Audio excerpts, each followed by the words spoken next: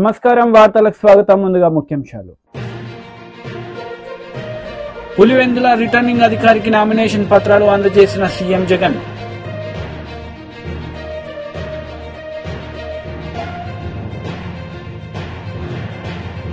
మరోసారి మోడీని ప్రధానమంత్రిగా చేయాలని కోరిన కేంద్ర మంత్రి అమిత్ షా. సిద్దిపేట జనసభలో ప్రసంగం. పులివెందులనే నా ప్రాణం, విజేతలు ఎవరో తేల్చేది ప్రజలే అన్నారు జగన్.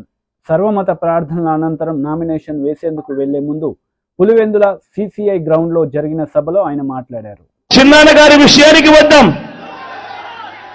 ఇక మా చిన్నాన్న గారి విషయానికే వద్దాం. మా వివేకం చిన్నాన్నను ఎవరు చంపారో, ఎవరు చంపించారో ఆయనకు, ఆ దేవుడికి, ఈ జిల్లా ప్రజలందరికీ కూడా తెలుసు ఏం జరిగింది అన్నది. కానీ బురద జల్లేందుకు ఇద్దరు చెల్లెమ్మలను ఎవరు పంపించారో, వారు వెనకాల ఎవరు ఉన్నారో మాత్రం మీ అందరికీ కూడా రోజు కనిపిస్తూనే ఉంది. ఇంకా ఆశ్చర్యం ఏమిటో తెలుసా,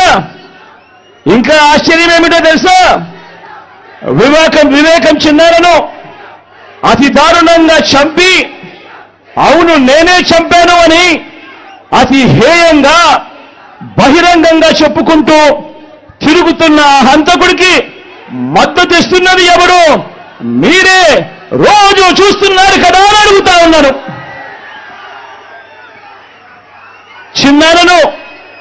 చిన్నారను అన్యాయంగా ఎమ్మెల్సీ ఎన్నికల్లో ఓడించిన వారితోనే, సంఖ్యాబలం లేకపోయినా కూడా ప్రలోభాలతో, అధికార బలంతో ఓడించిన వారితోనే ఈరోజు పట్టాలు వేసుకొని తిరుగుతా ఉన్నారు అనంటే దానికి అర్థమేమిటి అని చెప్పి ఈ సందర్భంగా అడుగుతా ఉన్నా.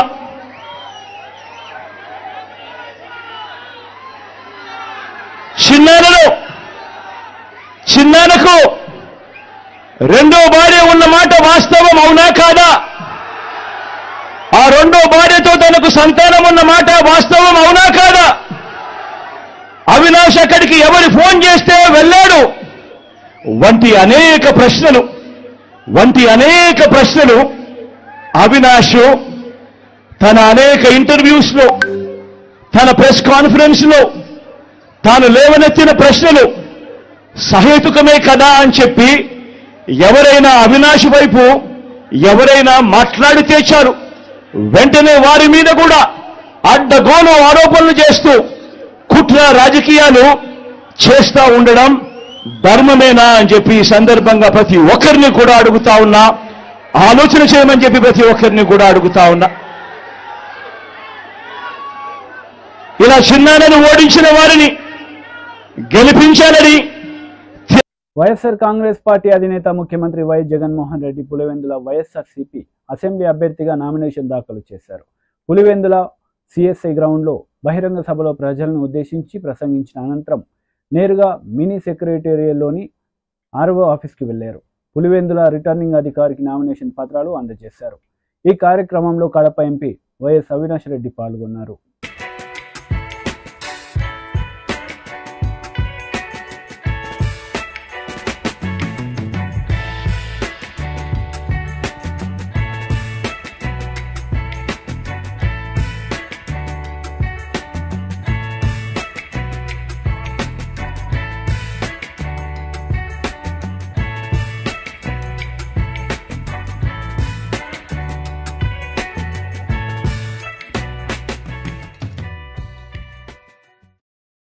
ఏఐసిసి హెచ్క్యూలో జైరాం రమేష్ కాంగ్రెస్ పార్టీ బ్రీఫింగ్ నిర్వహించారు. ఈ సందర్భంగా బీజేపీ పార్టీపై విమర్శలు చేశారు. उन्होंने हमारे न्याय पत्र को पहले सांप्रदायिक रंग देने की कोशिश की, बाद में कई ऐसे बातें उठाई जिसका जिक्र हमारे न्याय पत्र में बिल्कुल है ही नहीं है. और राजस्थान में, मध्य प्रदेश में, कर्नाटक में, अलग अलग राज्यों में जो उनका प्रचार हो रहा है, महाराष्ट्र में, वो हमारे न्याय पत्र को खूब पब्लिसिटी दे रहे हैं. हालांकि ये गलत पब्लिसिटी है, झूठ पर आधारित प्रचार है, फिर भी पहली बार प्रधानमंत्री विपक्ष पार्टी के न्याय पत्र को, घोषणा पत्र को इतनी और इस तरीके से पब्लिसिटी दे रहे हैं।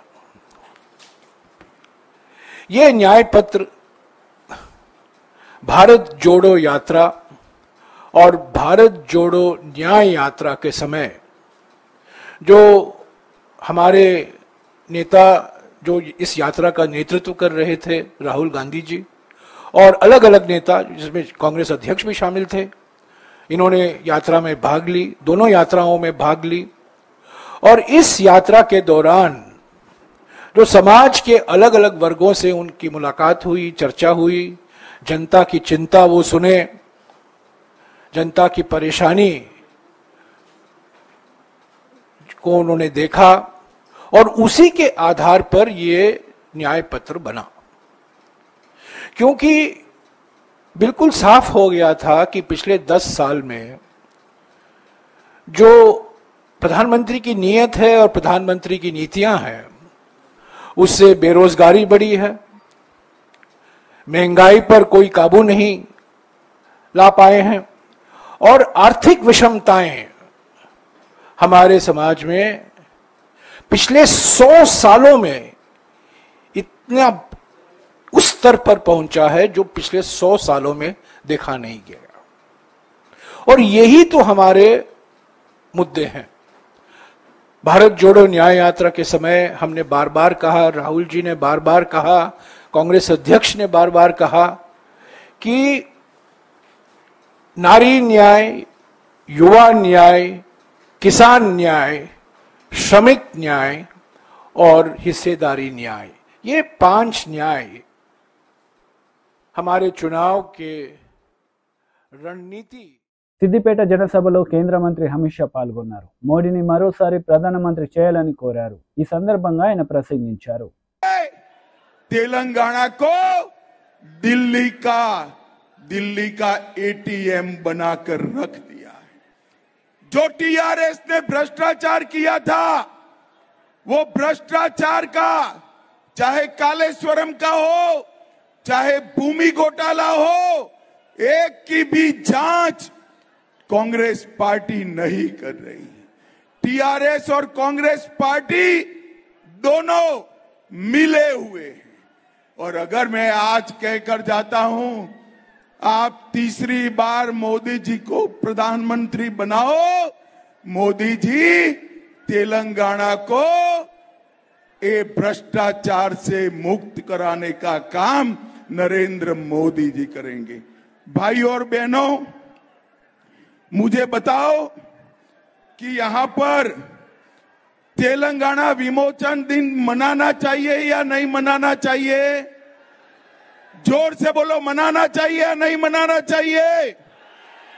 ये टीआरएस और कांग्रेस पार्टी दोनों तेलंगाना विमोचन दिन इसलिए नहीं मनाते हैं कि वो मजलिस से डरते हैं। मैं आपको बताना चाहता हूं, भारतीय जनता पार्टी ने तय किया है कि 17 सितंबर को हम तेलंगाना विमोचन दिन मनाएंगे, हम मजलिस से नहीं डरते। और आज मैं तेलंगाना के लोगों को कहकर जाता हूं, भारतीय जनता पार्टी ने निर्णय किया है कि मुस्लिम रिजर्वेशन जो यहां पर टीआरएस और कांग्रेस ने किया है, हम उसको समाप्त कर एससी, एसटी और ओबीसी का रिजर्वेशन करने का काम भारतीय जनता पार्टी करेगी। ये हमने तय किया है। भाई और बहनों, इस बार तेलंगाना की जनता का जो मूड है वो मोदी जी के साथ।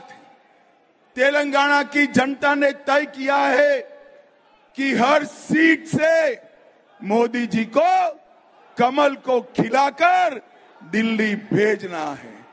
आज मैं तेलंगाना की जनता को विश्वास दिलाने आया हूं कि समग्र तेलंगाना का विकास तभी हो सकता है जब केंद्र में भारतीय जनता पार्टी की सरकार बने।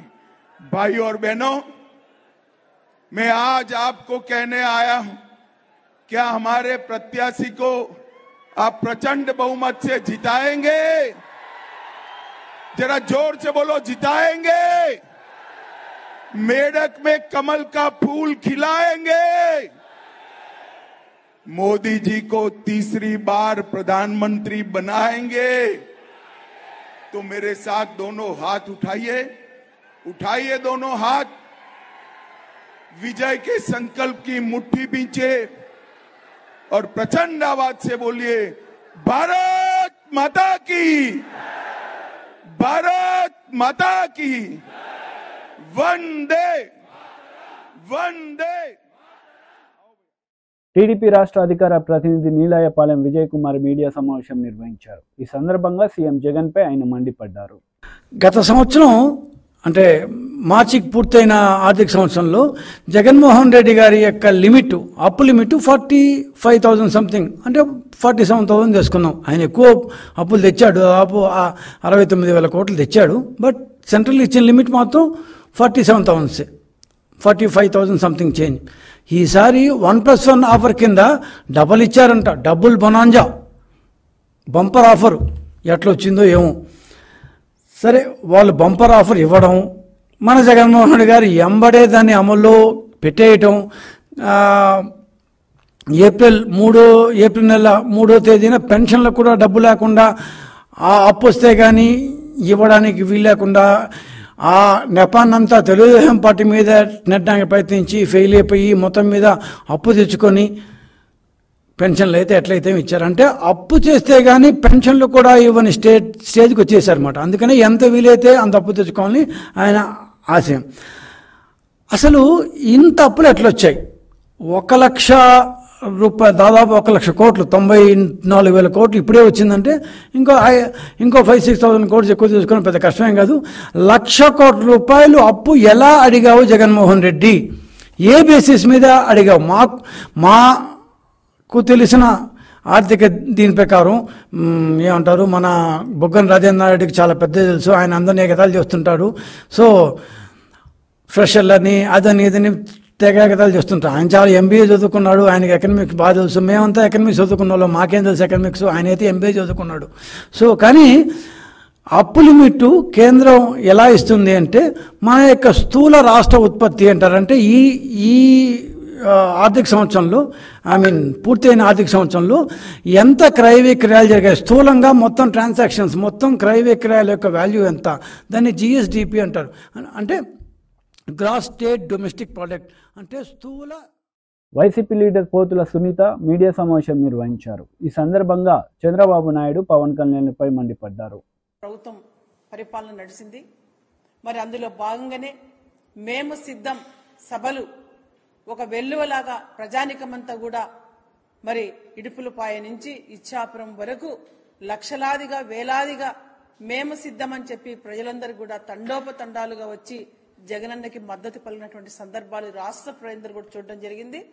మరి ఇవన్నీ చూసి ఓర్చుకోలేనటువంటి ప్రతిపక్ష పార్టీ చంద్రబాబు నాయుడు, పవన్ కళ్యాణ్ రోజుకొక అబద్ధంతో, పూటకొక అబద్ధంతో మరి ప్రజల్ని దగా చేయాలి, మోసం చేయాలి, అధికారంలోకి రావాలని చెప్పి ఒక దాహంతో, అధికార దాహంతో ఈరోజు అబద్దాలు సృష్టిస్తూ, అబద్దాలు మాట్లాడుతూ నిత్యం రాష్ట్ర ప్రజలకి పక్కదారి పట్టిస్తూ మరి మీడియా, వాళ్ళ పచ్చ మీడియా ద్వారా ఈరోజు అబద్దాలు చూయిస్తూ అబద్దాలు రాయిస్తున్నటువంటి తరుణం ఇది చంద్రబాబు నాయుడు.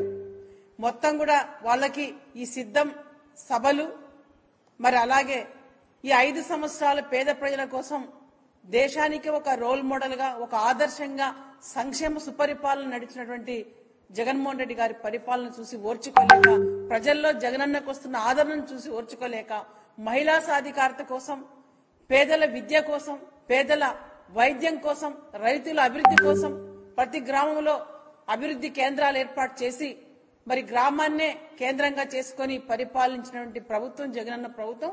ఈ రోజు ఈ రాష్ట్రంలో ప్రతి పేదవాడు జగనన్న రావాలి, రెండవసారి జగనన్న ముఖ్యమంత్రి కావాలి, ఇది చారిత్రక అవసరమని మహిళలు, రైతులు, విద్యార్థులు, మేధావులందరూ కూడా మరి కోరుతున్నటువంటి తరుణం ఇది.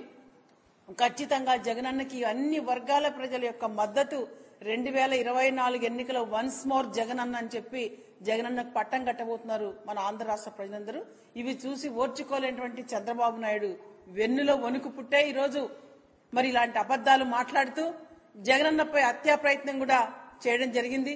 మరి రాష్ట్రంలో అక్కడక్కడ వాళ్ళ తెలుగుదేశం పార్టీ మూకలు వైఎస్ఆర్సీపీ పార్టీ నాయకులపైన దాడులు చేస్తూ మరి హత్యలు కూడా చేస్తున్నటువంటి సందర్భం రాష్ట్రంలో ప్రజలందరూ కూడా వీటిని గుర్తించాలి, గమనించాలి. ఇలాంటి వాళ్ళ మనకి పాలకులుగా మనం చూడాలి. మరి మన జగనన్న మన కోసం ఎంతో చేసినాడు, మరి ఎన్నో అభివృద్ధి కార్యక్రమాలు చేశాడు రాష్ట్రంలో. కాబట్టి ప్రజలందరూ కూడా ఎస్సీ, ఎస్టీ, బీసీ, మైనార్టీలందరూ కూడా సామాజిక న్యాయమే ధ్యేయంగా, అభివృద్ధి ధ్యేయంగా, సంక్షేమమే ధ్యేయంగా, వాళ్ళ పిల్లల చదువులే ధ్యేయంగా, మరి వాళ్ళ పిల్లలు రేపు మంచి భవిష్యత్తు ఉండాలని చెప్పి అక్క చెల్లెమ్మల సాధికారత దిశగా జగనన్న చేసినటువంటి అభివృద్ధి, సంక్షేమము మరి ఇవన్నీ చూసి ప్రజలందరూ కూడా ఎంతో ఆనందంగా, సంతోషంగా, ఎవరిని తట్టినా కూడా ఏ గ్రామానికి వెళ్లి ఈ రోజు వైఎస్ఆర్సీపీ నాయకులు ఈ ఎన్నికల్లో భాగంగా కూడా చాలా ఆనందంగా మేము జగనన్నకే ఓటు వేస్తామని చెప్పడం జరుగుతుంది. మేమందరం కూడా ఈ రోజు ప్రచారంలో ఏ గ్రామానికి వెళ్ళినా ప్రతి ఒక్క అక్క గాని, ప్రతి ఒక్క రైతు గాని ఈ రోజు జగనన్న ప్రభుత్వమే మాకు కావాలి, జగనన్న ఉంటేనే మాకు అమ్మ ఒడి వస్తుంది, జగనన్న ఉంటేనే మాకు చేయూత వస్తుంది, జగనన్న ఉన్నందువల్లే ఈ రోజు మహిళల సొంత ఇంటి కల సాకారం అయింది అని చెప్పి ప్రతి ఒక్కరు కూడా ఆనందాన్ని వ్యక్తపరుస్తున్న సందర్భం రాష్ట్రంలో జగనన్న ప్రభుత్వంలో. కాబట్టి చారిత్రక అవసరంగా 2024లో జగనన్నకి పెద్ద మెజార్టీ ప్రజలందరూ ఇవ్వబోతున్నారు. జగనన్న టార్గెట్ ఏదైతుందో 175 మరి 175 స్థానాలు అసెంబ్లీ స్థానాలు, 25 ఎంపీ స్థానాలు ప్రజలు ఇవ్వబోతున్నారు అనేది ఈ Telugu Desam. BRS leader Ponnala Lakshmaiah press meet నిర్వహించారు. ఈ సందర్భంగా ఇరు పార్టీలపై ఆయన మండిపడ్డారు. బనీన్ ఉంటుంది, బనీన్ మీద వస్తు వాళ్ళు వేస్తారు, ఇట్లా అంతే, ఇంకేం లేదు. పళ్ళ పూలు వేసుకుంటాడు 11 గంటల దాకా, మనకేం పని లేదు కదా. వ్యవసాయం పని లేదు, ఇంట్లో పని లేదు, బయట పని చేయలేడు, కూలినాలు చేయలేడు, ఉద్యోగం చేయలేడు. వాడు ఏం చేస్తాడు? పోతుంటే వాడు పోతుండ్రు అని అంటాడు. ఏదో ఒక్కసారి ఊరుకుంటారు, 2 సార్లు ఊరుకుంటారు, 3 సార్లు ఊరుకుంటారు. ఆ పెద్ద మనిషి కాదు, ఈ మధ్య పెద్ద మనుషులు ఊరుకొని ఒక్కసారి వేస్తే వాడు కింద పడతాడు. కింద పడితే వీళ్ళు వెళ్ళిపోతారు వేసి.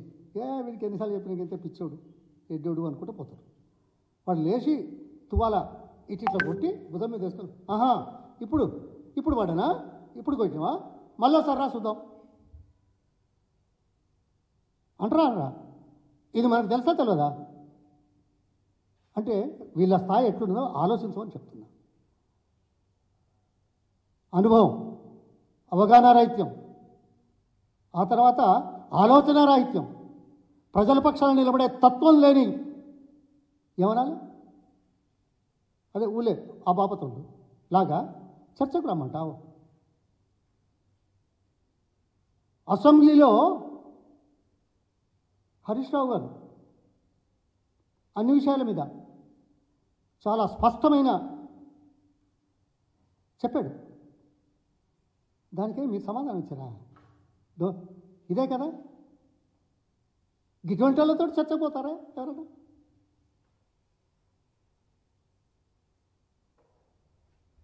ఓకే, నేను కాదు ఇంకెవరన్నా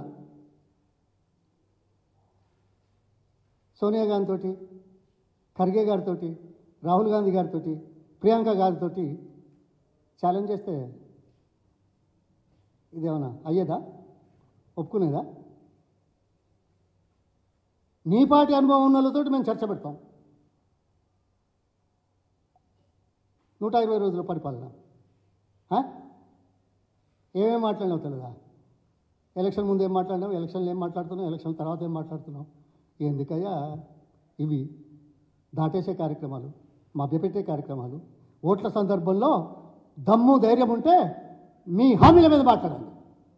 మేము చేశామని ధైర్యంగా ముందుకు రండి. వస్తున్నావా? ఏదైనా మీటింగ్లో చెప్తున్నావా? ఫ్రస్ట్రేషన్లో ఉండి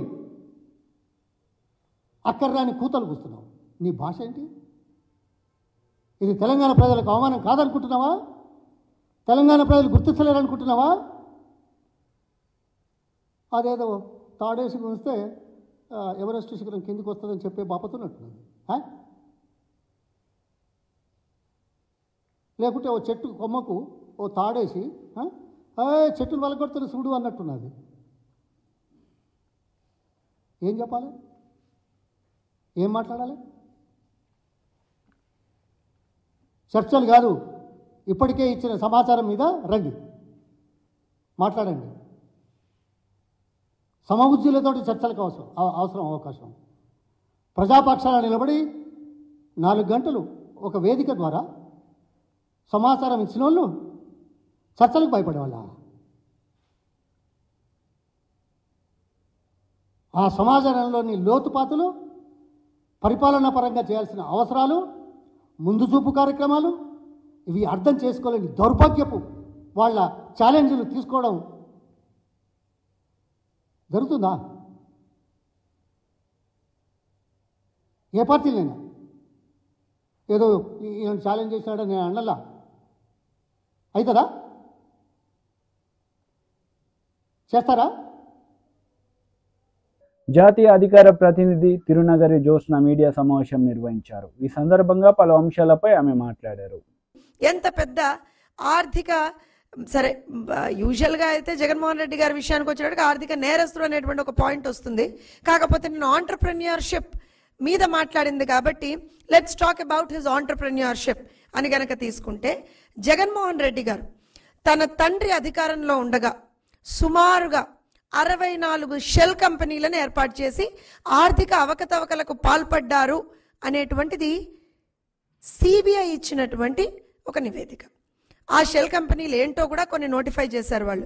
అది వాన్పిక్ కావచ్చు, ఆల్ఫా అవెన్యూస్ కావచ్చు, లేకపోతే గిల్క్రిస్ట్ ఇన్వెస్ట్మెంట్ కావచ్చు, లేకపోతే జెమ్ ఫైనాన్షియల్స్ కావచ్చు, trident temper limited, weave promoters private limited, MKSS software, లేకపోతే సిఎన్ఆర్ కన్స్ట్రక్షన్స్, ఇలా తీసుకుంటే మాంట్లే రియల్టర్స్, ఇలా తీసుకుంటే ఇందాక నేను చెప్పినట్టుగా 64 షెల్ కంపెనీలను ఐడెంటిఫై చేశారు. సిబిఐ ఐడెంటిఫై చేశారు, వాటిని నోటిఫై చేశారు. సో మల్బానీ group, Sigma oxygen, Sai Surya, వామ్ హౌస్ ఇవన్నీ తీసుకున్నాం. సరే 2014 నుంచి 2019 వరకు ఏం చేశాడు జగన్మోహన్ రెడ్డి? ఒక షెల్ కంపెనీ కూడా ఏర్పాటు చేయాలి. కానీ అదే మళ్ళీ 2019 నుంచి 2024 వరకు, అంటే వాళ్ళ పార్టీ అధికారంలోకి వచ్చేటప్పటికి మళ్ళీ షెల్ కంపెనీల ఏర్పాటు స్టార్ట్ అయిపోయింది. సో ఈ 3 సంవత్సరాల్లో ఈ 5 సంవత్సరాల్లో మనం కనుక చూస్తే మళ్ళీ కొత్తగా షెల్ కంపెనీలు ఏర్పాటు చేస్తాడు. అది మనం షిర్డీ సాయి ఎలక్ట్రికల్స్ అని తీసుకోండి, ఆదాన డిస్టిలరీస్ తీసుకోండి, ఇండోసోల్ తీసుకోండి. సరే వీటిని కొన్ని బినామీల పేర్లతో నడుపుతున్నాడా, ఏం చేస్తున్నాడా అనేటువంటిది అందరికీ విదితమైనటువంటి విషయమే. ఇవన్నీ కనుక చూస్తే అసలు జగన్మోహన్ రెడ్డికి ఆంటర్ప్రెన్యూర్షిప్ అనేటువంటి పదానికి అసలు ఎక్కడన్నా అర్థం ఉందా? ఎక్కడన్నా అసలు పొంతనుందా? అసలు నిజంగా ఆ పదానికి జగన్మోహన్ రెడ్డికి ఒక స్పెల్లింగ్ అన్నా తెలుసా అనేటువంటిది వాళ్ళందరూ ఆలోచిస్తున్నారు. ఎందుకంటే 2004కి ముందర ఉన్న ఇంటిని కూడా అమ్ముకోవాల్సినటువంటి పరిస్థితి ఉంటుందేమో అనేటువంటి ఒక పరిస్థితుల్లో ఉన్నటువంటి ఆ కుటుంబం ఆ తర్వాత 2004 తర్వాత 1000 కోట్ల ఆస్తుల్ని ఎలా గడించింది? ఇది సింపుల్గా అంటే ఇంత తక్కువ వ్యవధిలో అన్ని 1000 కోట్ల ఆస్తులు ఎలా వచ్చాయి అనేటువంటిది ఈ వ్యాఖ్య మీరో నేనో ఇంకోళ్ళో చేసింది కాదు. సాక్షాత్తు దేశ అత్యున్నతమైన న్యాయస్థానం సుప్రీంకోర్టు చేసినటువంటి వ్యాఖ్య. ఏ రోజున? 2012 సెప్టెంబర్ 14వ తారీఖున చేసినటువంటి వ్యాఖ్య. అలానే గనక తీసుకుంటే ఒక వ్యక్తి కేవలం 10 ఏళ్లలో 1000 కోట్ల రూపాయల్ని ఎలా సంపాదించారు? దర్యాప్తు పూర్తయ్యేదాకా బెయిల్ సాధ్యం కాదు. ఇది అదే 2012లో అక్టోబర్ 5వ తేదీన బెయిల్ పిటిషన్ను కొట్టేస్తూ కోర్టు ఇచ్చినటువంటి వ్యాఖ్య. ఇలా గనక తీసుకుంటే నిజంగా కూడా అన్ని 1000 కోట్ల ఆస్తులు జగన్మోహన్ రెడ్డి ఎలా సంపాదించాడు?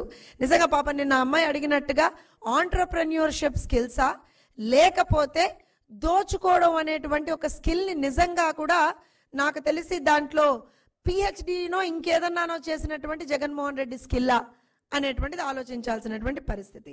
దాంతో పాటుగా జగన్మోహన్ రెడ్డి గారి మీద సిబిఐ దాఖలు చేసినటువంటి ఛార్జ్ షీట్లు 2012 నుంచి అంటే ఆల్మోస్ట్ తీసుకుంటే ఒక సిద్దిపేట జనసభలో ఎంపీ అభ్యర్థి రఘునందన్ రావు పాల్గొన్నారు. ఈ సందర్భంగా బీఆర్ఎస్ కాంగ్రెస్ పార్టీలపై ఆయన మండిపడ్డారు. అధికారంలోకి వచ్చాక రైతు రుణమాఫీ చేస్తాన్న రేవంత్ రెడ్డి రుణమాఫీ చేశావా అని ప్రశ్నించారు. నవంబర్ డిసెంబర్లో రిజల్ట్ వచ్చినప్పుడు కాంగ్రెస్ పార్టీకి ఒక ఆయన పోటీ చేసిండు, పూజల హరికృష్ణ అని. 20,000 రాలే తమ్మునికి, ఓడిపోయిండు పాపం. కానీ ఇలా రోజు సిద్దిపేటలో రోడ్లకి మోరీలకి ఎవరు కొబ్బరికాయలు కొడుతురు? పూజల హరికృష్ణ కొబ్బరికాయ కొడుతుండు. 30 మంది కౌన్సిలర్లు ఉన్నారు. ఒక్కడన్న పోయి మా ఎమ్మెల్యే రాకుండా ఎట్లా కొబ్బరికాయ కొడతామని ఒక్కడన్న అడ్డం పోయిందా?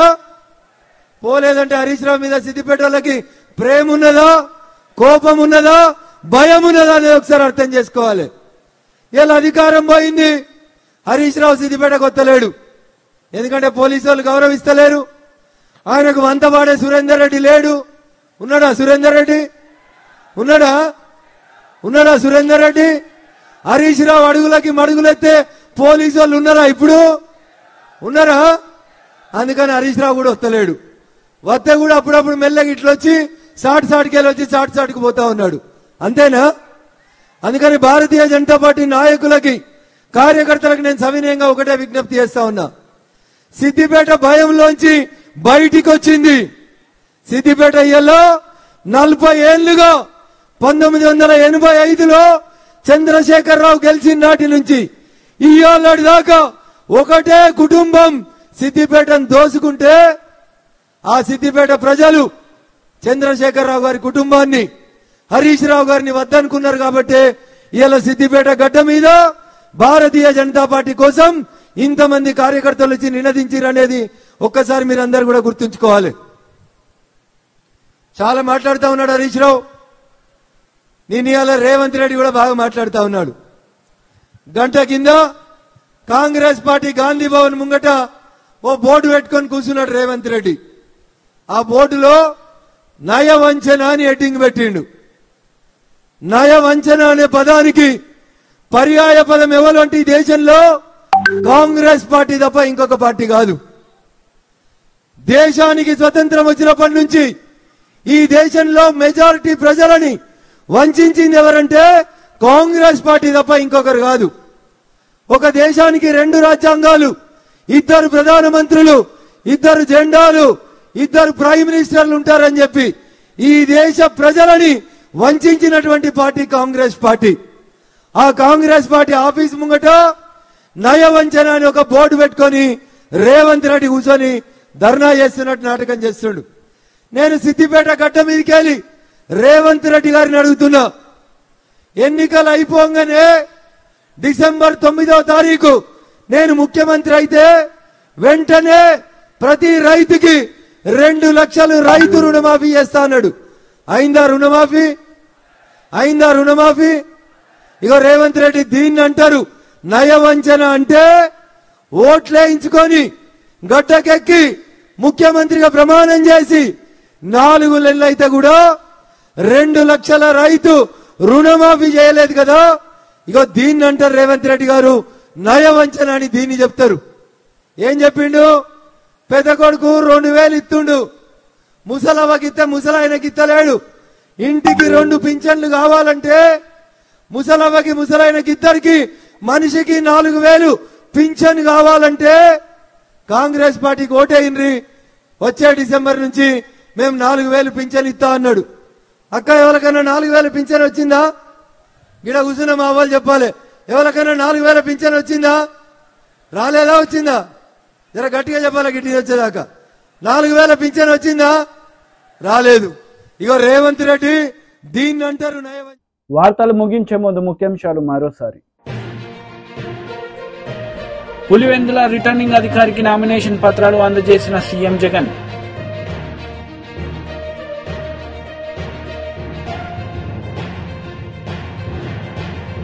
మరోసారి మోడీని ప్రధానమంత్రిగా చేయాలని కోరిన కేంద్ర మంత్రి అమిత్ షా. సిద్దిపేట జనసభలో ప్రసంగం. ఈ వార్తలు ఇంతటితో సమాప్తం. తిరిగి ప్రసారమయ్యే వార్తల్లో మళ్ళీ కలుద్దాం. అంతవరకు సెలవు. నమస్తే.